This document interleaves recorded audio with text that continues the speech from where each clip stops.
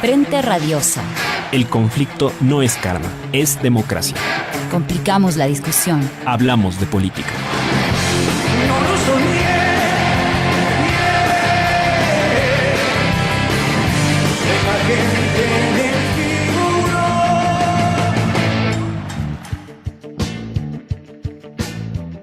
Radio Pichincha.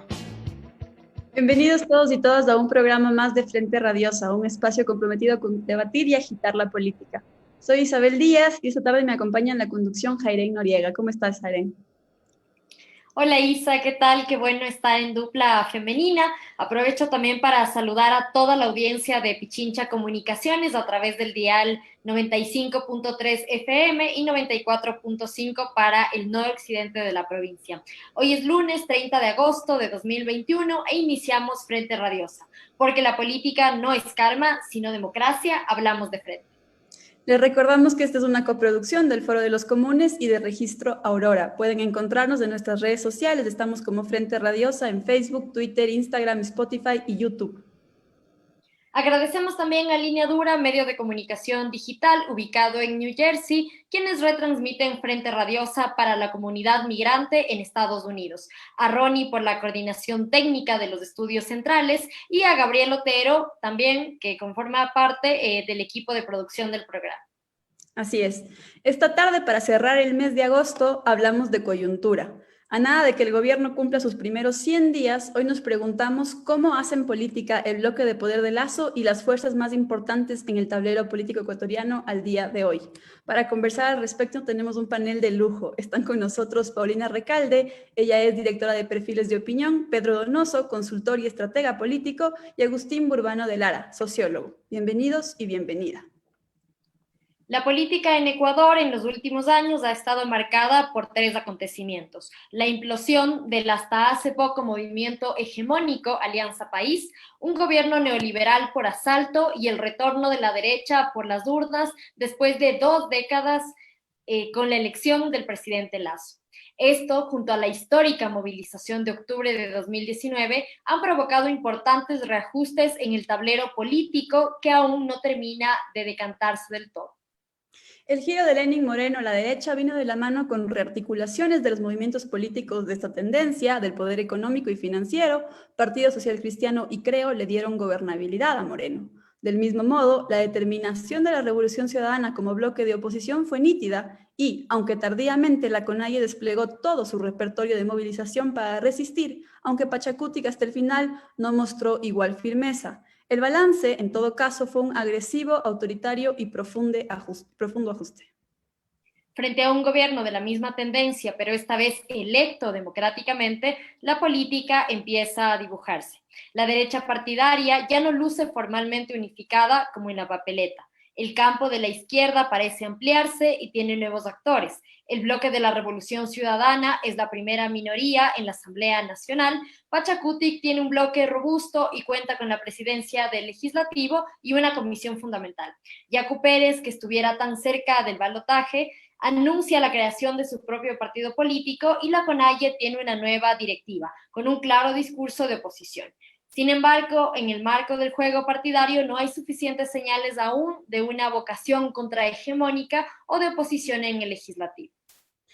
El gobierno, con un bloque propio muy limitado en la Asamblea, pero con visibles articulaciones con cámaras empresariales, poder mediático y financiero, por ahora, frente a las demandas de organizaciones sociales y advertencias de movilizaciones, juega el discurso de mano dura en las ceremonias con el alto mando o las entrevistas en los medios cercanos, pero también a la vieja dinámica de proponer mesas técnicas y responder al movimiento indígena, entregando en el Salón Amarillo una universidad.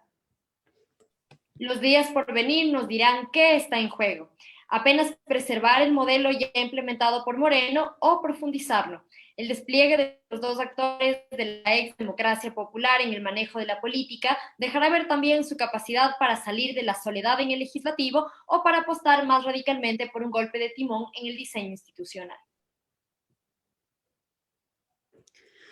Bueno, entonces arranquemos de lleno con el debate. Les propongo que comencemos caracterizando a los actores que hoy por hoy cobijan, acompañan, sostienen al gobierno de Lasso. ¿Quiénes son y sobre todo cuáles son sus líneas discursivas claves? ¿Qué esperan del gobierno y cómo encajan con el gobierno de Creo? Bienvenidos. Pedro, arrancamos contigo. Claro, a mí me lanzan al agua primerito. Y además que estoy en desventaja si quiero denunciar esto, ¿no? Porque claro, ponen a Bueno, dos sociólogos. puedes cambiar un poco las dinámicas Claro, no te preocupes. pero ponen a dos sociólogos y al consultor político, ¿no? Siempre que hay dos sociólogos y consultor, nunca al consultor político. Me parece súper interesante la pregunta, pero sobre todo, digamos, creo que viene un poco con el anuncio del programa, ¿no?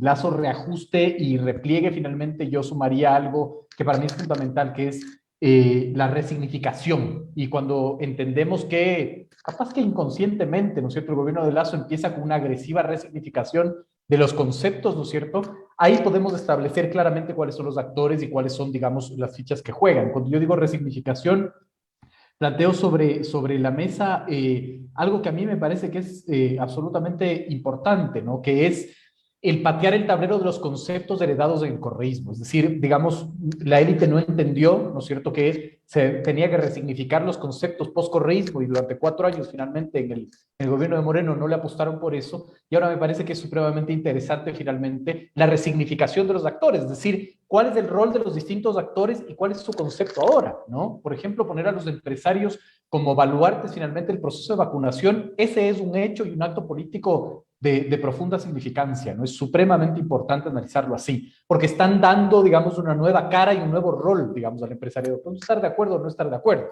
Yo lo que estoy haciendo es leyendo o intentar leer el contexto, ¿no? Y es supremamente importante eso. Es importante también que se empieza, digamos, a trastocar y a empezar a dudar de los conceptos hegemónicos que nos dejó el correísmo también. Es decir, becas en manos de las universidades privadas, no estoy diciendo que estoy de acuerdo o en desacuerdo, sino que ya, digamos, en este second life, ¿no es cierto?, en esta falsa vida que son las redes sociales, ya se empieza finalmente a dudar sobre esos conceptos, ¿no? Es interesante cómo ahora, digamos, hay más libertad, no me refiero a libertad de poder hablar, sino más capacidad de decir, bueno, yo quiero resignificar conceptos que quizás no le estoy entendiendo. Por ejemplo, es interesante analizar el tema de la institucionalidad, ¿no? Entonces, ya hay voces que dicen hay que reducir la asamblea, que no tengan choferes y asesores, que sea bicameral, cuando digamos, primero no tiene sentido técnico, ¿verdad? Pero es interesante el esfuerzo que se da por resignificar eso, ¿no? Entonces, solo entendiendo que también hay un esfuerzo de resignificación, vamos a ver cómo emergen estos nuevos actores y vamos a tener una radiografía de finalmente un mapeo, ¿no?, mucho más claro.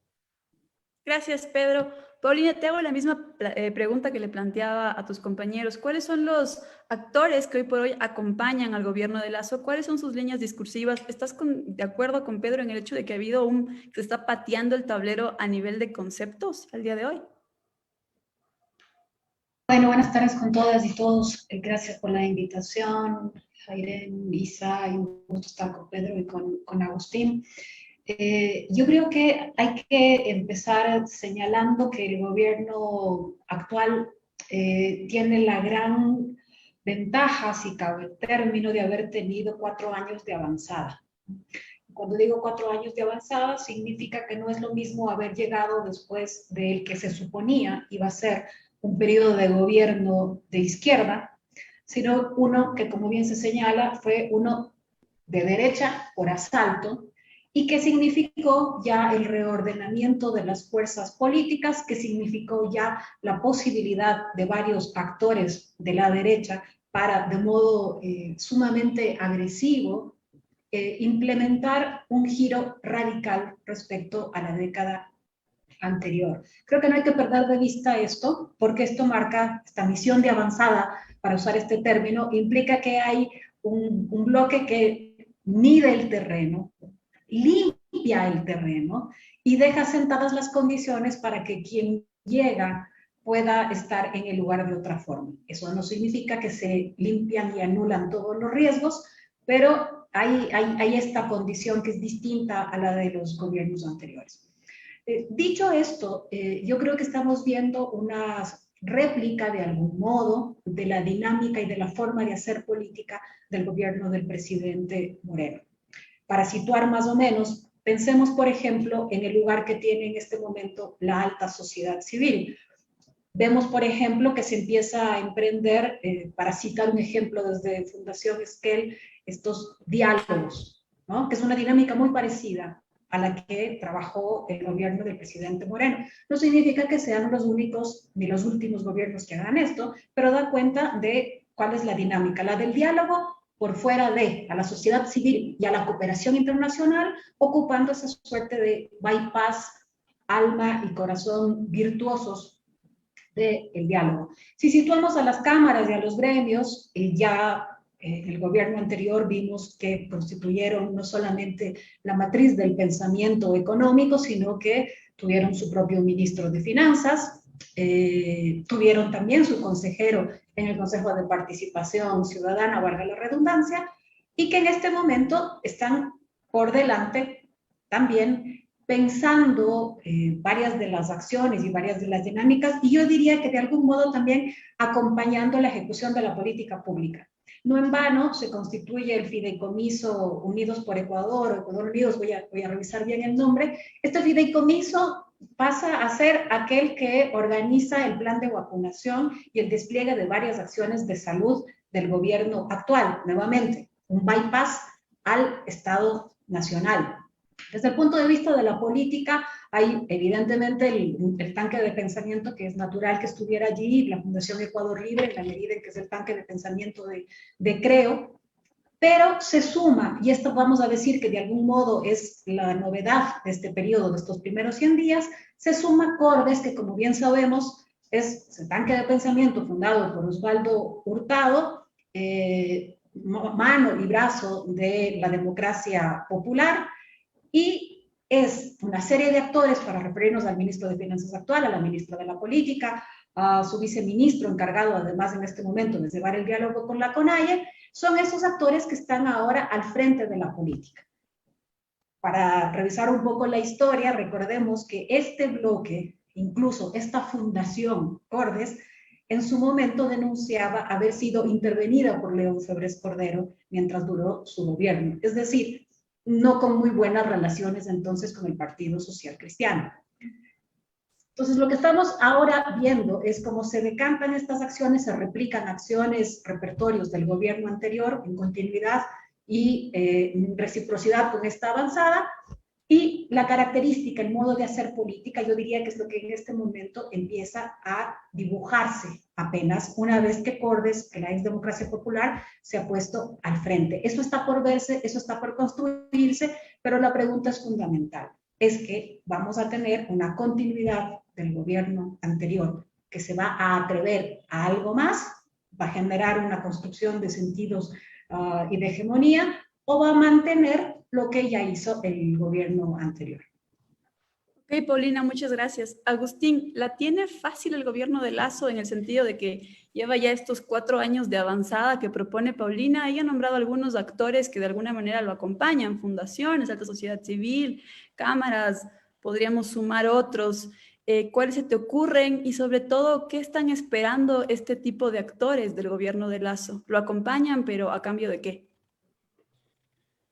Te voy a responder un poquito esta segunda pregunta y también la pregunta anterior, porque la venía pensando y preparando con la ventaja de tener tiempo. Claro. Pues voy a ir por las dos. Lo primero que te diría cuando preguntas por cuáles son las actorías o los sectores que están sosteniendo al gobierno de Lasso, me quedaría con la respuesta de Paulina, de marcar la continuidad con el gobierno de Lenín Moreno, pero marcaría también que existe ya un bloqueo. Es decir, ahorita la correlación de fuerzas de los sectores de la sociedad civil y de los sectores que están en la estatalidad, yo siento que están en una situación de, yo no sé si decir empate hegemónico o qué, pero hay un bloqueo en el proceso de acumulación. Es decir, el gobierno tuvo una campaña de vacunación muy efectiva, muy eficiente.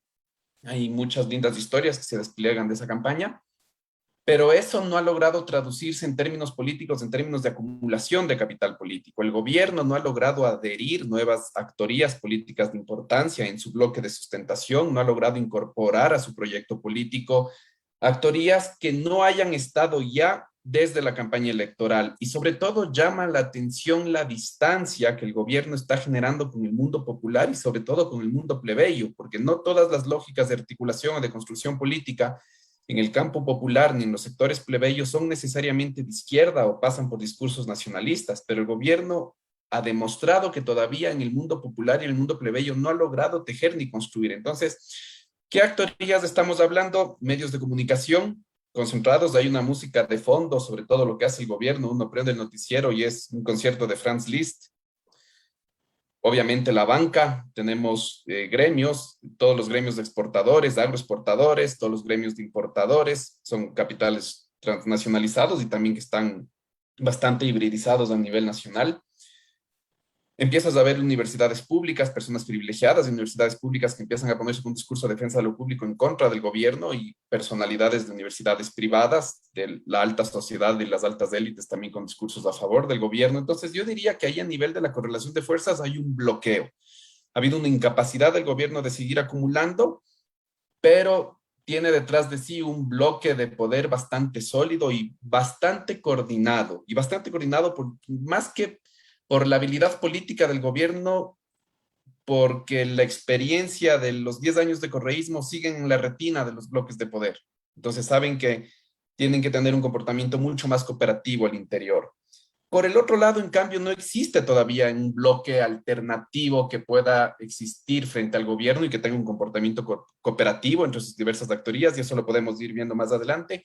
Tú me preguntaste qué tan fácil la tiene el gobierno de Guillermo Lasso. Yo creo que no la tiene fácil en este momento, pero creo que tiene la iniciativa. ¿Por qué no creo que la tiene fácil? No la tiene fácil porque si es que quiere optar por una vía institucionalista para llegar a través de la Asamblea a implementar su plan de gobierno, sí o sí va a tener que moderar su plan de gobierno. Tenía dos puertas, el acuerdo Izquierda Democrática Pachacutic con Independientes y Creo, o la otra puerta era el acuerdo UNES con Partido Social Cristiano. Esta segunda puerta se quemó de entrada y la primera puerta se desgastó muy rápido. Y se desgastó muy rápido porque hubieron cambios dentro de las otras actorías, sobre todo dentro de Pachacutic y dentro del movimiento indígena ecuatoriano, que ya le obligaría al gobierno a negociar su plan de campaña para poder implementarlo. Tendría que irse a una postura menos estricta, más pragmática, más negociadora, más conciliadora de sus postulados neoliberales para poder desarrollarlos en el legislativo. Entonces, por la vía institucional le veo bien complicado. Y lo que le queda al gobierno, lo que le ha quedado son estrategias clandestinas. La primera estaría el Estado prebendario, el Estado del reparto, que ya fue una estrategia muy abusada por Lenín Moreno, que tuvo el costo de que lleguemos a ser el segundo peor país en el mundo en gestionar la pandemia. Solo nos ganó Perú, que es el mejor alumno del neoliberalismo andino. Pero a ese precio es una estrategia que ya tiene un costo de oportunidad muy alto y que no todas las actorías que están en el gobierno están dispuestos a pagar. Y por otra parte, entonces lo que le quedaría, y sobre esto podemos ir viendo más tarde, y lo que yo me temo es que hay una agenda y ciertos intereses de tratar de incidentar las relaciones ejecutivo-legislativo, y ya veo que hay ciertos intentos que ya no dejan de ser casuales de incidentar la Asamblea Nacional y de construir, ver si es que hay condiciones de posibilidad en la opinión pública de ir a un escenario de muerte cruzada, y eso ya podemos irlo viendo más tarde, pero las estrategias más formales o más institucionales de momento al gobierno no le están funcionando, y si no le están funcionando todavía cabe preguntarse, quizás no es solo por la no predisposición de las otras actorías a cooperar con el gobierno, también puede ser que le esté faltando al gobierno pericia política. Chévere, Agus, muchas gracias. Y justo, digamos, hilando un poco con las ideas que tú ya soltabas respecto del legislativo, yo quería conversar con Paulina, con Pedro también, contigo, digamos, pensando, entendiendo el legislativo como quizá uno de los espacios o el espacio político que más visible ha estado en los últimos meses. Y ahí la pregunta un poco sería, cómo se ha movido la correlación de fuerzas en la Asamblea entre las elecciones y estos 100 primeros días de gobierno, y también preguntarles en qué medida ciertos escándalos que comienzan a seguir en torno a la Asamblea Nacional favorece a un proyecto político como el de Lasso, que carece, como ya mencionaba Agustín, de un poder parlamentario propio. Vamos contigo, Paulina.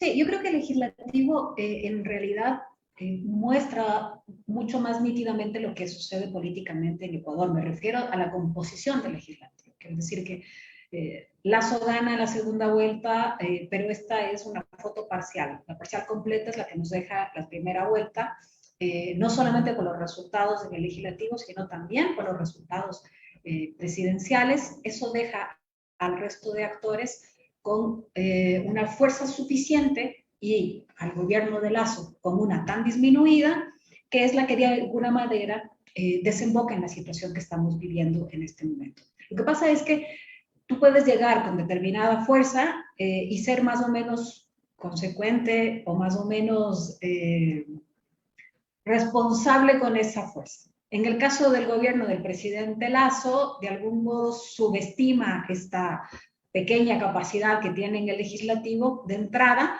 rompe con su aliado natural, bueno, no sé si natural, con su aliado de papeleta, me refiero al Partido Social Cristiano, y avanza, cree que avanza, generando este pacto con este partido bisagra que es ahora la Izquierda Democrática y con Pachacutic, de algún modo buscando generar o que tener una situación de jaque mate con las dos grandes fuerzas, para referirme a UNES y a PSC. UNES gran fuerza en términos de tamaño de bloque y de capacidad de incidencia, y PSC gran fuerza en términos de la habilidad para permanecer en el tiempo como un liderazgo y una operación, sobre todo como la de Jaime Nebot.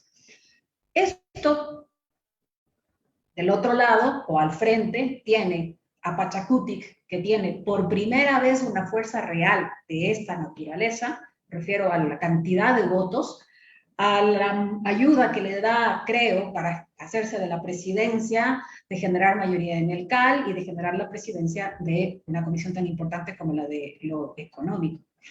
Y en este momento lo que estamos viendo es, creo, recién haciéndose cargo realmente del poder que tiene en el legislativo.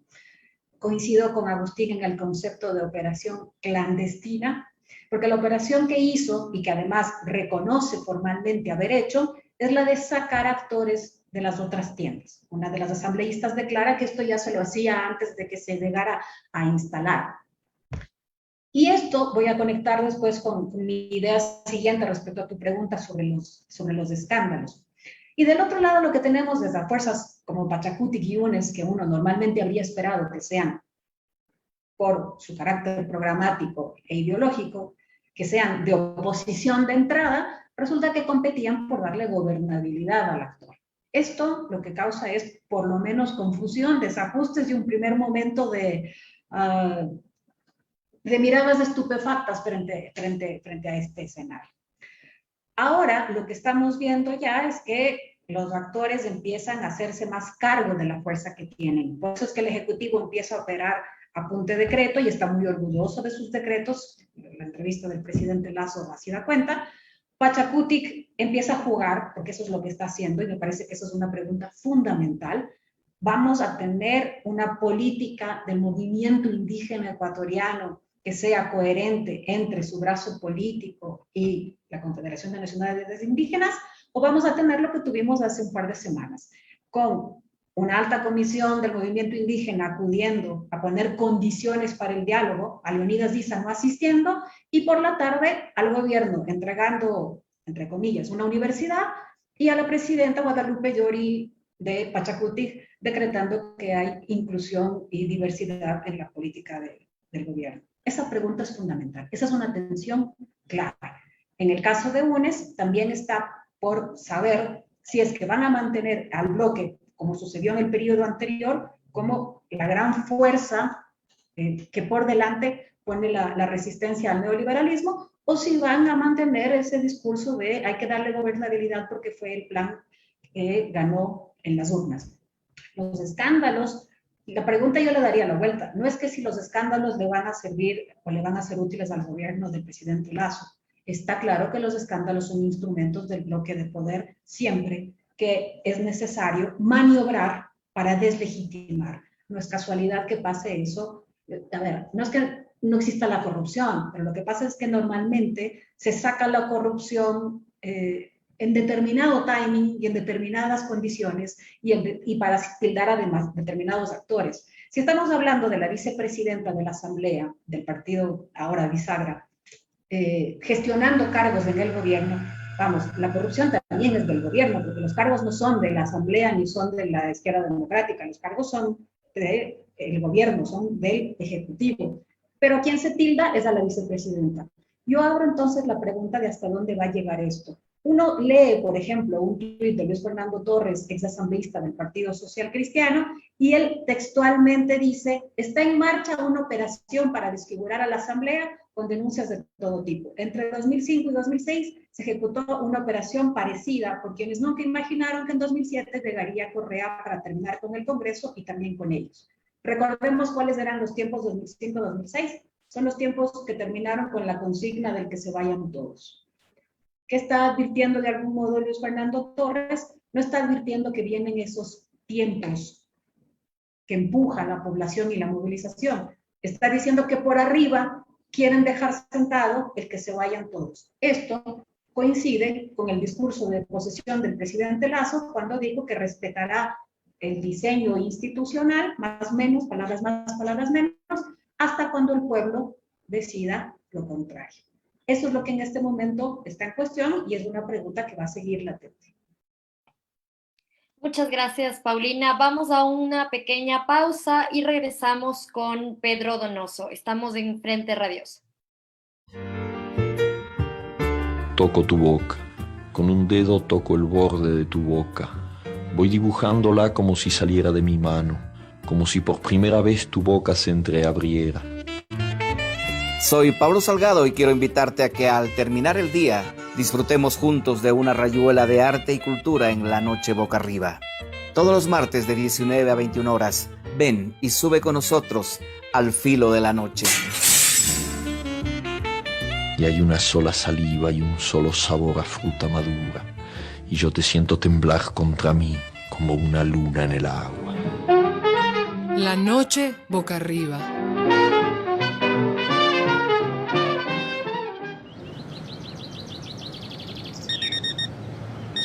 6 de la mañana. Abrimos las páginas de la información. La designación de una comisión especializada para que analice... 7 horas. Autoridades del gobierno, háganse cargo de las cosas que tienen que asumir.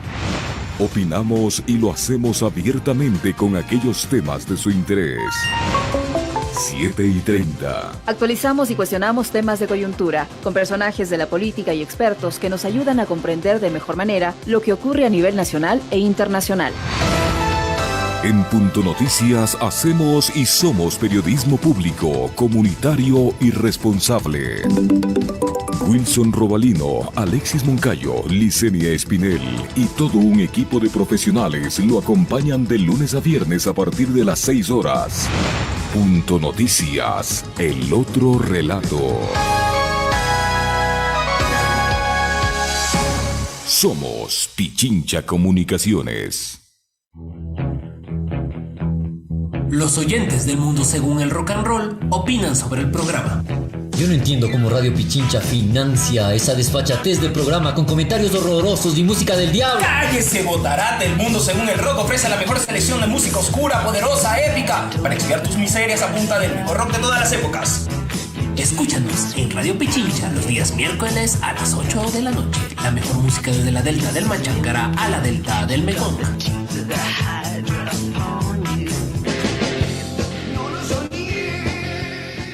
Radio Pichincha.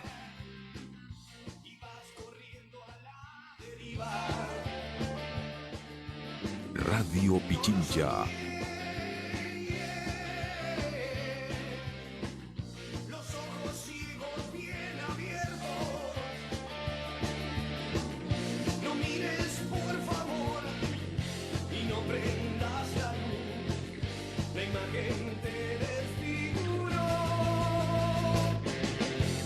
Radio Pichincha. Bueno, seguimos acá en Frente Radiosa. Estamos conversando sobre coyuntura, sobre los primeros 100 días de Lasso. Habíamos quedado en que la palabra la tenía Pedro Donoso. Hemos estado conversando sobre los movimientos en la Asamblea, la reestructuración de las fuerzas al interior del Parlamento. Se han situado varios elementos sobre la mesa. ¿Cuál es tu opinión al respecto, Pedro? A ver, yo sigo... A veces siento que subestimamos o que se subestima mucho en los debates y las discusiones, no sé si decir la claridad política del gobierno, del socialismo, del Lasso, porque no sé si es consciente o inconsciente, o sea, no sé si esta es una gran suerte que se encuentra y que se le cruza, ¿no? Pero yo, digamos, yo quiero solo hacer esta reflexión, ¿verdad? A mí me sorprende mucho que ahorita debatamos en un país absolutamente dividido en dos, ¿no es cierto? Y es el país, digamos, de la percepción y es el país de la realidad. Es decir, no puede ser que, de acuerdo a esos datos, ¿no es cierto?, en abril 9 de cada 10 ecuatorianos era pesimista del presente y en agosto 4 de cada 10. Es decir, digamos, si hay una sensación, digamos, de una percepción de optimismo que si comparas con el Ecuador real, ¿no es cierto? Este Ecuador real de 1.6 guayaquileños son asesinados violentamente cada día, de acuerdo a las cifras oficiales, 6.3% de tasa de desempleo en mayo. Un interesante estudio sobre el Chulco, por ejemplo, recientemente publicado, nos decía que 52.7% de los usuarios del Chulco son mujeres, digamos, cabezas de hogar, que se endeudan hasta 1.238% anual. Y el Chulco no financia, pues, emprendimientos, como leí la otra vez a una señora decir en el Twitter, ¿no es cierto?, sino que financia finalmente migración ilegal, financia, digamos, ese tipo de cosas, ¿no? Entonces, claro, a mí, digamos, me sorprende que subestimemos la creación de ese Ecuador de la percepción cuando la realidad es otro, finalmente, ¿no? ¿Qué quiero decir con esto? Que ese Ecuador de la percepción también parte a los actores. Y yo creo que en eso, no sé si es claridad política o suerte, ¿no es cierto? Lasso ha tenido una habilidad brutal porque ha dicho la basura está en la asamblea. Aquí estamos nosotros de la percepción, los impolutos, ¿no es cierto? Los de gente de bien, ¿verdad? Que hace las cosas bien. Nosotros no nos mezclamos. Y la asamblea, en vez de generar una posición real al oficialismo, entra en una disputa interna. Entonces, se come a la izquierda democrática a Pachacuti al Partido Social Cristiano, viceversa, ¿no es cierto? Y claro, la disputa está ahí entre los corruptos. Esos son a los que hay que limpiar finalmente, ¿no? Y de una u otra manera, esa narrativa, esos escándalos no le toca al gobierno. Un poco lo que decía Paulina, ¿verdad? Nadie dice, perdón, si Perico de los Palotes repartió, digamos, cargos, alguien les ve a verdad o para que reparte sus cargos. Eso no está en discusión. Y eso tiene que ver con el framing que se está construyendo finalmente, ¿no? En Carondelet no hay suciedad. Hay suciedad finalmente en el legislativo. Ahí está, digamos, como la disputa, ¿no? Y claro, yo creo que eso no es, digamos, inocente. Creo que tiene una estrategia ahí absolutamente clara, ¿verdad? Que es para mí, y yo lo veo sosteniendo, una consulta popular o en su defecto una muerte cruzada finalmente, ¿no? Es decir, es la capacidad de desmoronar el ámbito de la institucionalidad para plantear una resignificación de cómo queremos ver al Estado ecuatoriano, ya no 5 poderes, ahora volver a los 3 poderes, etcétera, digamos, y con eso lograr finalmente establecer una nueva relación de poder, que es lo que más me llama la atención, ¿no? Porque no hay que olvidar finalmente que la Alianza Pachacuti Izquierda Democrática tienen 10 presidencias y vicepresidencias de las comisiones. 4 de 7 vocales del CAL finalmente pertenecen a esa alianza. Entonces, claro, no es menor finalmente, ¿no? Y no es menor también el establecer, digamos, este tema que a mí me parece tan importante, que la operación política le des al antagonista conceptual geográfico del Partido Social Cristiano. La democracia popular finalmente se caracterizaba por ser el antagonismo del Partido Social Cristiano, ¿verdad? No en el ámbito ideológico, sí en el ámbito geográfico, ¿verdad? Porque también hay unas disputas ahí, ¿no? Entonces, creo que eso es lo que más me llama la atención, y además la incapacidad del legislativo de lograr entender finalmente que, claro, la disputa no es acá, habrá que hacer una oposición real, porque además me van a matar por lo que voy a decir, pero además, digamos, Lasso también está copiando finalmente algunas trampas que, digamos, hacía el correísmo, ¿no es cierto? Alexis Mera reformaba las leyes a punto de reforma de reglamentos. Eso era evidente finalmente. Y el gobierno de Lasso lo está haciendo, es interesantísimo. Es decir, no se da de baja la ley de comunicación, pero se da de baja el reglamento finalmente, ¿no? Acaba de anunciar el ministro del Trabajo y él dice, no vamos a reformar el Código del Trabajo, vamos a enviar una ley de oportunidades laborales, pero lo que sí vamos a reformar es el reglamento al Código del Trabajo, que finalmente, digamos, los que algo sabemos de leyes, sabemos que de una u otra manera desmontas el reglamento, desmontas la aplicación, ¿no? Entonces, creo que esa es la disputa y muchas veces en estos debates políticos reales, finalmente donde vemos, un poco contradiciendo a lo que decía el Agustín con mucho respeto, obviamente, esto de que finalmente, digamos, a Lasso lo tiene muy complicada porque no está conectado con lo popular. Yo a veces digo, finalmente, a mí lo veo contrario, finalmente, ¿no? Porque hay este Ecuador de la percepción, como les digo, y que ha utilizado para mí la vacunación como un hecho político brutal, ¿no? Solo ahora ya concluyo.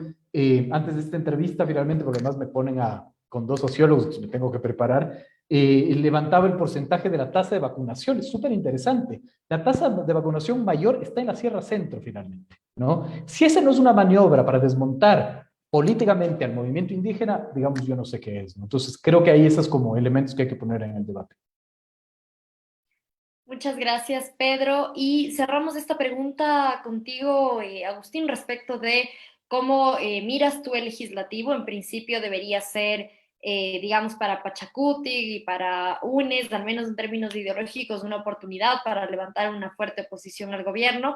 Pero, digamos, a tu criterio, ¿esto ha sido así o no? ¿Y cómo has visto que se ha movido la Asamblea desde en términos de correlación de fuerzas desde las elecciones y en el transcurso, digamos, de estos primeros 100 días?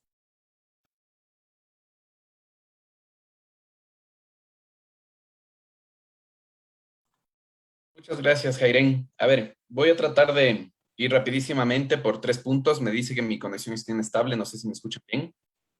Sí. Bueno, lo primero, solo un nota al pie, Pedro, no pensamos tan distinto. Creo que el gobierno no está acumulando en el mundo plebeyo ni en el mundo popular todavía en términos políticos. Estoy muy de acuerdo contigo con la calidad y el desempeño de la gestión en la campaña de vacunación y que con buenas decisiones políticas de eso se podría capitalizar políticamente. No lo veo todavía aún. Y la última vez que lo escuché al subsecretario de Pueblos y Nacionalidades, Trajano Taipe, que es el número 2 de Luis Pachala, hay cierta desesperación por esta excesiva concentración del gobierno en la campaña de vacunación que está dejando las múltiples crisis que tú mismo señalaste en tu intervención sin atender todavía. Pero creo que estamos más cerca que lejos. Bueno, lo primero que yo les diría es, esta foto de Leonidas Diza con los planteamientos y los condicionamientos del diálogo y Guadalupe Llori en el Salón Amarillo firmando el documento de la Universidad de la Mauta Huasi, trae a la luz una dinámica que es transversal a todas las organizaciones políticas y que no solo le ocurre a Pachacutic, también le está ocurriendo a UNES. Hay un libro bellísimo de Daniel James sobre la historia del peronismo que se llama Resistencia e Integración, y lo que hace es analizar cómo en lo largo de la historia de la proscripción política del peronismo, las distintas organizaciones sindicales que constituyen el peronismo tienen esta lógica contradictoria de acercarse, de resistir por una parte a los gobiernos militares o a los gobiernos civiles militares, pero por otra parte también de integrarse en ciertos momentos y de darle ciertos paréntesis de gobernabilidad, porque es también traducir su poder social en alguna forma en poder político. Entonces yo veo que esto de alguna forma sí está atravesando a Pachacutic, pero también atraviesa a UNES. Cuando UNES empieza por un debate interno, ¿de qué hacemos? ¿Mantenemos una oposición tan férrea como la del gobierno Lenín Moreno o tratamos de traducir nuestro capital en el legislativo, en capital institucional y lograr incidir un poquito más en las políticas, en la gestión del neoliberalismo de Guillermo Lasso y de Creo? Está con esta duda también, está con este planteo, desde qué tanto nos vamos a integrar al gobierno de Guillermo Lasso y traducir nuestro capital político en poder de decisión y poder de incidir y también influir positivamente para nuestra red política, y qué tanto vamos a simplemente ser resistencia pura y dura, con los costos que tuvo el ser resistencia pura y dura, porque hay que ver en términos de persecuciones políticas, de exilios, de glosas, hubo toda una persecución de Estado contra el RC. Y a Pachacutic no tiene por qué pasarle de otra manera. Esta diatriba entre resistencia e integración, cuando eres parte de pueblos y nacionalidades que vives en un Estado racializado, negociar tus condiciones de integración a ese Estado republicano tiene cierta racionalidad. Entonces, solo quería resaltar eso. Lo segundo que quería comentarles es que, rapidísimo, ¿qué es lo que ha pasado en el legislativo? Yo diría que en el legislativo, tanto Creo como Partido Social Cristiano por una parte, pero también UNES, Izquierda Democrática y Pachacutic, están pagando el precio de haber pagado la peor decisión de todas en el momento de la conformación de la Asamblea, y la peor decisión de todas fue haber dependido de su trayectoria. El haber sostenido estrategias políticas dependientes de la trayectoria de esas organizaciones de los últimos años fue fatal. ¿Y fue fatal por qué? Primero, porque Pachacutic y la Izquierda Democrática, al sostener un pacto anticorreísta que sostenía inclusive en el discurso un tratamiento y un relacionamiento hacia el correísmo como un sujeto delincuencial, lo que hizo es proscribir, cerrar la ventana o obturar las condiciones de posibilidad de que exista en la Asamblea un polo alternativo al proyecto de Guillermo Lasso. Segundo, porque la dependencia de la trayectoria de UNES, de yo soy el primo inter pares, de que yo hago política con un síndrome de gigante, de que no necesito de nadie y que puedo descalificar o agredir a cualquier otro para hacer hegemonía, también tuvo su expresión en las posturas, en las predisposiciones de Pachacutic y de UNES.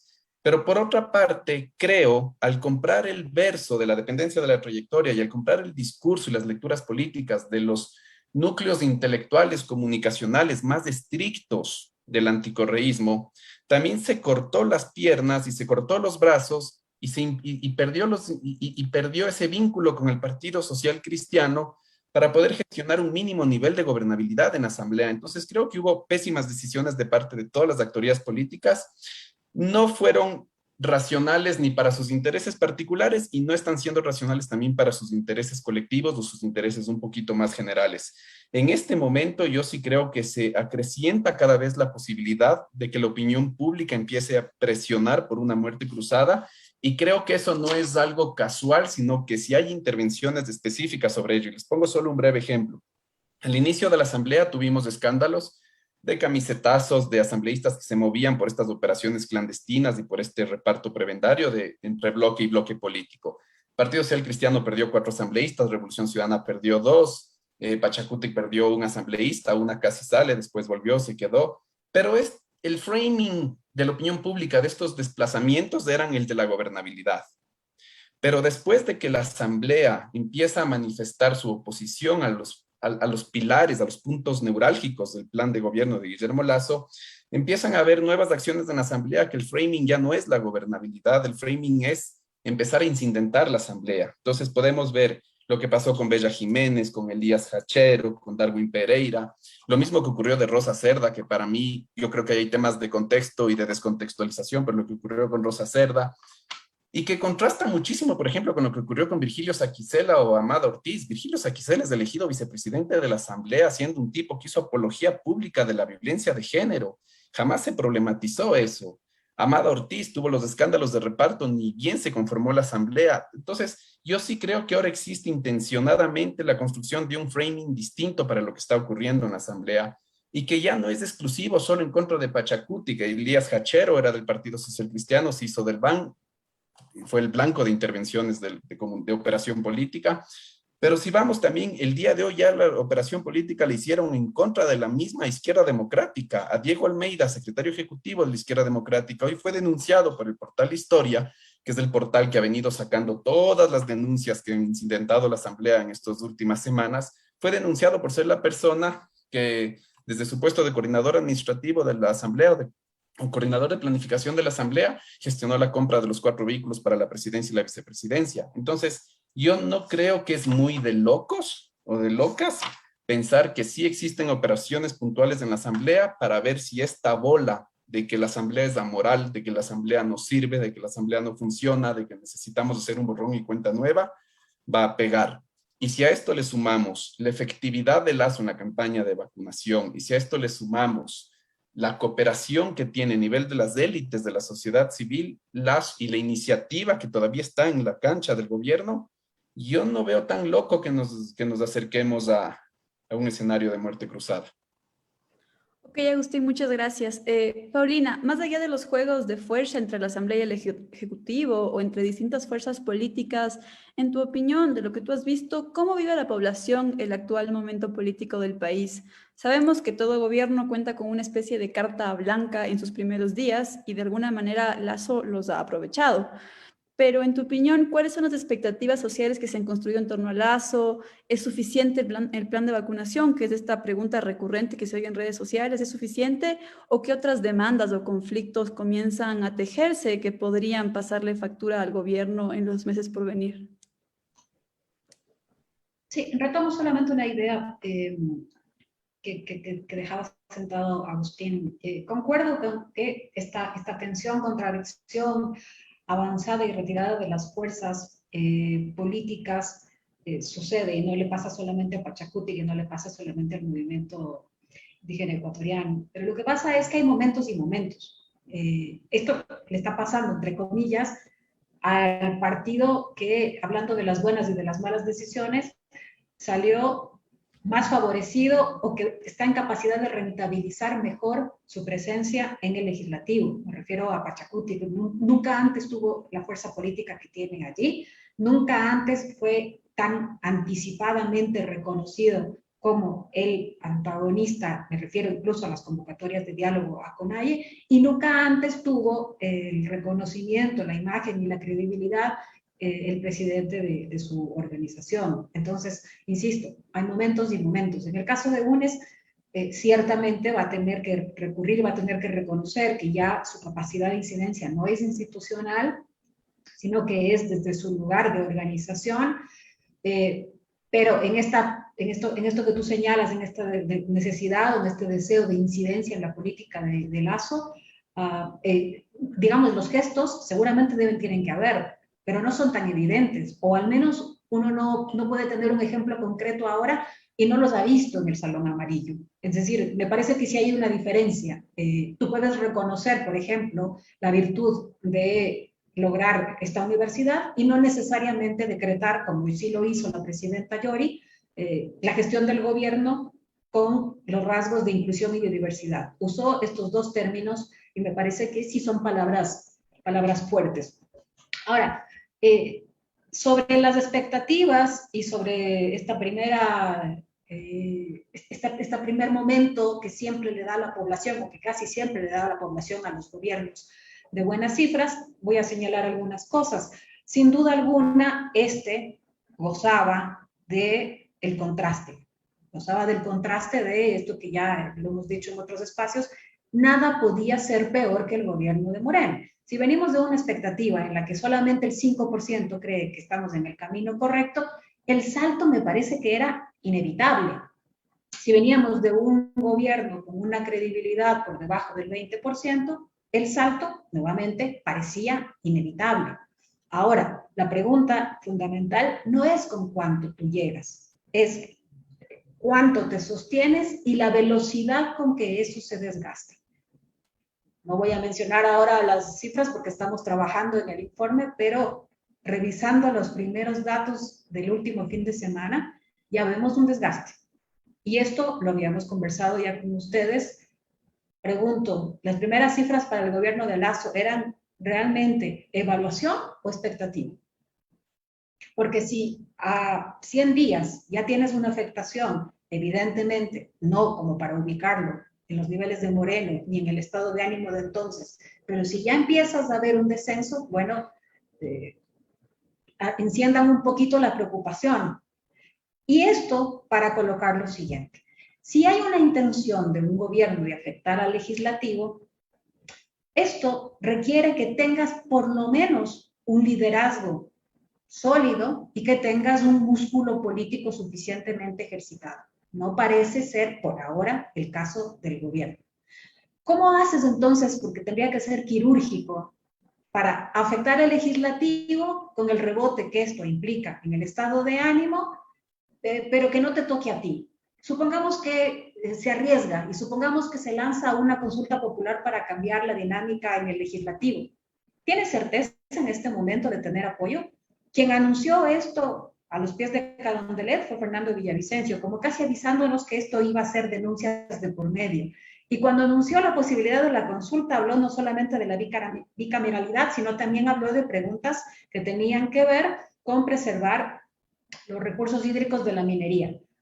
Ahora mismo, Gas Unidos, Acción Ecológica, está hablando del bloque minero gubernamental. Claro, porque ya hay dos decretos que anticipan la agresiva y violenta política extractivista cuando hablas de duplicar la producción petrolera de acá hasta fin de año. Entonces, ¿cómo haces para llegar a este diálogo con ellos? ¿Cómo haces para calcular que les apliques al legislativo, pero que no entren tus asambleístas y que creo no sea parte de esto y que luego te reelijan como presidente y que además te den un buen bloque?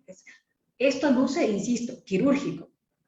Y pongo por delante la pregunta de el apoyo que hasta este momento le estaba dando en términos de cifras, el contraste importante con el gobierno anterior al presidente Lasso, ¿hasta cuándo se va a mantener?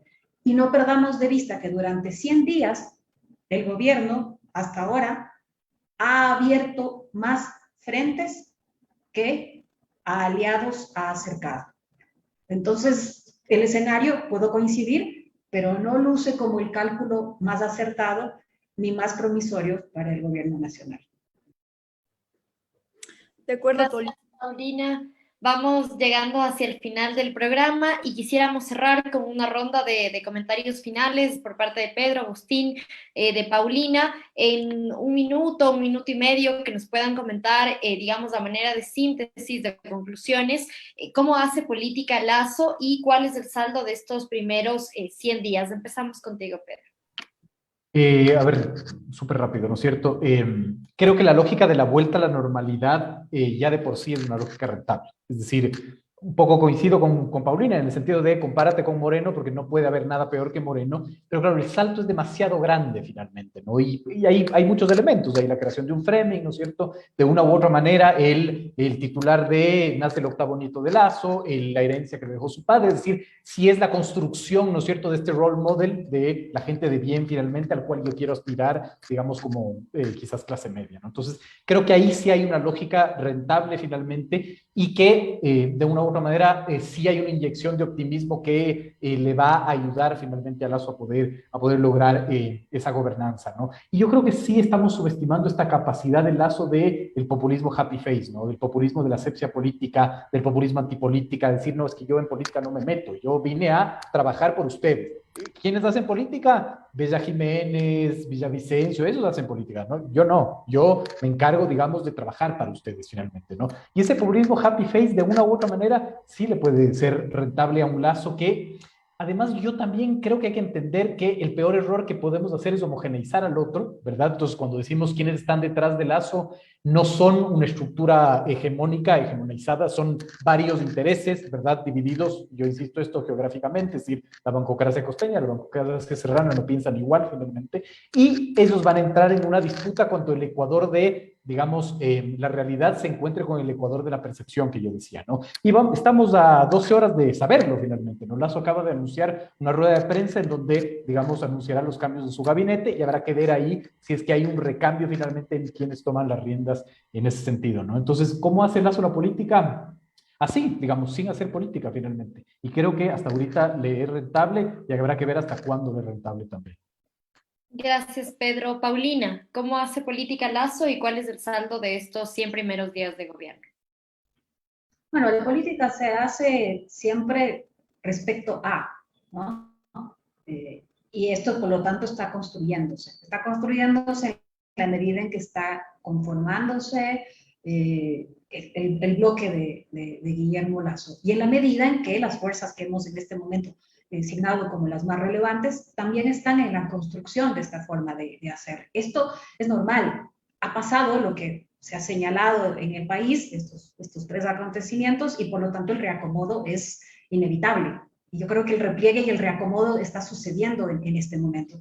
Y no hay que subestimar, concuerdo en esto con lo que dice Pedro, no es uno solo el interés, no es uno solo el rostro, no hay que subestimar que si llegas 20 años después al gobierno, formalmente, porque llegaste hace 4 por asalto, pero si llegas 20 años después al gobierno, no hay que subestimar entonces a todos los intereses que querrán poner eficiencia para llegar a con beneficios materiales a la población. Creo que lo que no se le ocurrió a Moreno, por ejemplo, ser mínimamente eficiente en algunos servicios públicos, podría ocurrírsele a Guillermo Lasso y ahí habría al menos una diferencia importante. Pero esto está construyéndose apenas y me parece que es muy apresurado siquiera poder decir el modo en el que está haciendo política Lasso. Gracias, Paulina. Y cerramos contigo, Agustín, ¿cómo hace política Lasso y cuál es el saldo de sus primeros 100 días? Voy a ser mucho más atrevido que Pedro y que Paulina, y por eso tengo muchos más chances de equivocarme. Yo creo que Lasso no está haciendo política, creo que le están haciendo la política. Creo que es todo un dato que si uno revisa muchos de los nombres que están al frente de carteras ministeriales ahorita son cromos de los 90s, es decir, si es que ahorita hay un mundial es como que estuvieran jugando los jugadores de Estados Unidos 94 y Francia 98. Vemos nombres que van de delegados de la Junta Monetaria Financiera, Ministerio de Gobierno, quien está al frente de finanzas, son los mismos cromos de los 90s. Y eso habla de una limitación de Lasso. Sus redes políticas no crecieron. Yo no creo que Lasso está haciendo política, creo que le están haciendo política. Punto número 1. Punto número 2, Lasso ha demostrado ser muy bueno en la gestión y poner al frente de las carteras claves personas claves y muy buenas en la gestión. Con Salud, por lo menos, lo ha venido demostrando así. Ahora, él tiene dos vías: o moderar su discurso político para que su discurso político y su propuesta de gobierno pueda realmente hacerse cargo de la multiplicidad de crisis que tiene este país ahorita y que no pudimos ni abordar. Y esa es una vía.